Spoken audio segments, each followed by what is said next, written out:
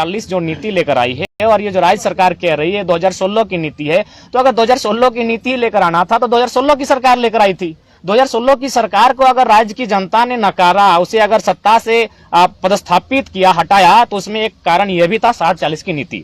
इसका प्रभाव क्या था? जो 2016 में टीचर की बहाली हुई थी, जिसमें जो ओपन का जो कोटा था उसमें 75% जो शिक्षक थे वह मैक्सिमम अन्य प्रदेशों से बने थे।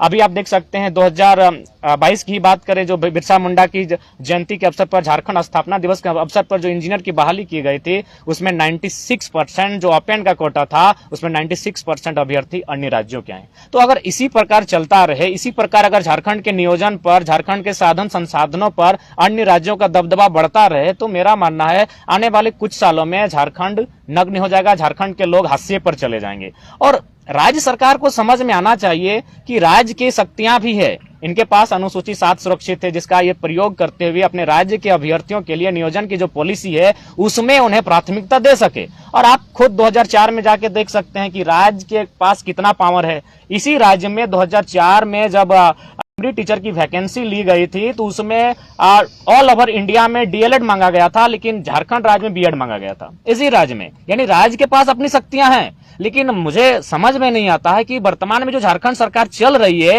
ये किन के अनुसार चल रही है। इन्हें राज्य शक्ति का कोई आभास भी नहीं है कि राज्य शक्ति भी कुछ है, कि राज्य सरकार अपनी शक्तियों का प्रयोग करते हुए कुछ विधेयक बना सकती है जिसमें केंद्र की सहमति ना ली जाए। और राज्य का जो नियोजन का मामला है वो राज्य शक्ति का मामला है, अनुसूचित 7 का मामला है, अनुच्छेद में राज्य सूची के 41 का मामला है। उसका प्रयोग करते हुए, उस शक्ति का हवाला देते हुए राज्य के युवा जो आज मैंने काफी दिनों से उनको हित में कानून बना सकते हैं। लेकिन आज हिटलर ने जो बात कही थी कि जनता को इतना निचोड़ दो कि जिंदा रहना ही विकास समझे, उसी कंडीशन में आज राज्य के युवा हैं। एक तो कई सालों से वैकेंसी आई नहीं है, तो 60-40 नहीं, यहाँ अगर 50-50 की वैकेंसी दे देंगे तो बहुत सारे युवा कहेंगे भाई किसी तरह एग्जाम में बैठने दो। लेकिन उनमें दूरगामी सोच नहीं है। दूरगामी सोच नहीं होने का परिणाम क्या होगा? आप तो किसी प्रकार ये वैकेंसी को भर लेंगे, लेकिन अगले जब वैकेंसी आएंगी तो वही व्यक्ति जो आज ओपन टू ऑल में आपके साथ आ रहे हैं वो झारखंडी निवासी हो जाएंगे। क्योंकि ये भी एक कॉलम है कि जो यहाँ सरकारी नौकरियों में आएंगे उनके बच्चे यहाँ आरक्षण का लाभ लेंगे। तो इसलिए आज प्रेस कॉन्फ्रेंस के माध्यम से, लोकतंत्र के चौथे स्तंभ के माध्यम से 3.25 करोड़ झारखंड की जनता और झारखंड सरकार को संदेश होगा कि अभी जो विधानसभा का सत्र होली के बाद फिर से प्रारंभ होगा, उसमें आप कोई ऐसा विधेयक लेकर आए नियोजन नीति को लेकर, और भाषा के बैरियर को आप समाप्त नहीं कर सकते हैं। आप किसी भी राज्य में चले जाएं, जो जिन राज्यों में भाषा एक आइडेंटिटी के तौर पर है, और उन राज्यों को संरक्षण के लिए कहीं ना कहीं भाषा को बैरियर के तौर पर इस्तेमाल किया जाता है। लेकिन आप अगर भाषा के बैरियर को समाप्त करते हैं, कितना दुर्भाग्य का विषय।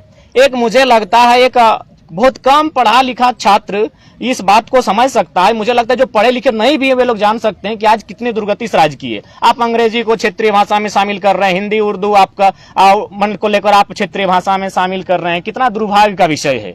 इंग्लिश जो कि एक इंटरनेशनल लैंग्वेज है, हिंदी एक नेशनल लैंग्वेज है, उर्दू भी कई देशों में बोली जाती है, आप उसे एक क्षेत्रीय भाषा के सूची में शामिल करते हैं, तो मुझे लगता है इससे बेकार गवर्नमेंट अब तक देखने को नहीं मिली थी। आज कहीं ना कहीं आज बहुत बुरे अवस्था में झारखंड की जो पॉलिटिकल दौर गुजर रहा है, बहुत खराब कंडीशन के साथ गुजर रहा है। तो अतः हम लोग यही चाहते हैं कि इस राज्य के युवाओं के भविष्य के साथ खिलवाड़ ना किया जाए, इस राज्य के युवाओं के हितार्थ और उनकी सुरक्षार्थ में विधेयक पास हो, और खासकर नियोजन नीति, क्योंकि आज कई वर्षों से इस राज्य में नियोजन की काफी कमियां हैं, और वर्तमान सरकार नियोजन को लेकर ही सत्ता में आई थी। और अगर इसी प्रकार अगर वो 60-40 के माध्यम से 40 वैकेंसियां सीधे 40% अन्य राज्यों को अगर बेच देगी, तो कहीं ना कहीं ये दुर्भाग्य होगा इस राज्य का।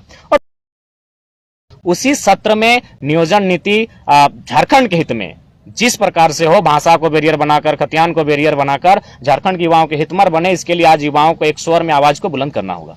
सरकार बनाए नियोजन नीति, तो इसमें क्या आपत्ति है? देखिए, आपत्ति का सवाल यह है कि सबसे पहली बात, यह नीति 2016 की है। अगर इस नीति से झारखंड के युवा खुश हैं, संतुष्ट हैं, तो फिर 2016 की सरकार रहने देते।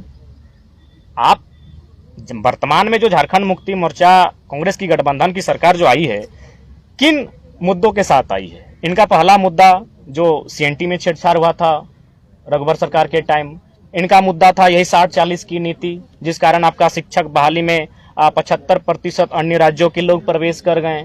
आपका जो भी वैकेंसी दरोगा की बहाली हुई, यानी जो भी ओपन टू ऑल था उसमें मैक्सिमम जो अभ्यर्थी आए थे।